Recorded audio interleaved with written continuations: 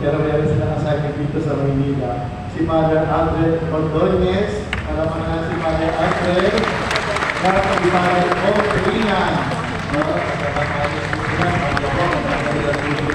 Ang dito po, pag-alis sa mga kaibigan po natin.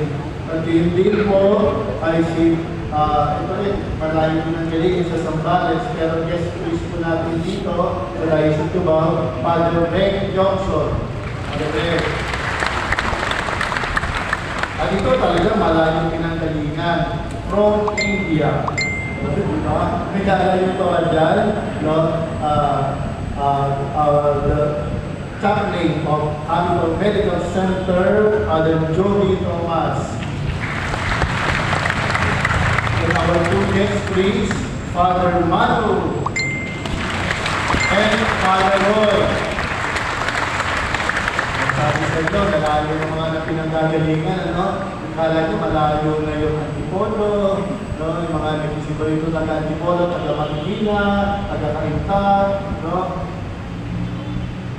Pero ito siya malapit lang sa puso ko. Kaklase ko po ito. Siya naman po ay chaplain ng St. Luke's Medical Center dito sa Quezon City, Padre Louis Evantoni. Padre Louis, ano pa natin Padre Louis? At ang huli po ay si Padre Chelo, no, na kalapit lang din ng puso ko. Malapit po siya. Palapakan natin si Padre Chelo, napakasipag, kapatid, ating marapagbigan. At ang huli, no, kahati po ito ng aking puso. At tunay na isang ama din, hindi lamang ama ko dito sa aking diocese, kundi ng lahat ng kapalitan. No, at inaaliyahan natin siya, natin siya available, especially for St. Joseph. No, tunay na may puso po siya ni San Jose. Napaka-simple, napakabait, no, at higit sa lahat, very jolly. Ang ating mahal ng Bispo, Bishop Ernesto Antonio, ano ang ating Bishop?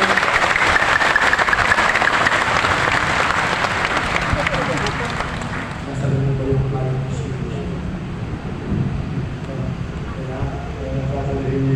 Magpapasalamat tayo po sa lahat ng mga kapalian na narito at sa inyo pong lahat, patuloy natin ang ating devotion kay San Jose.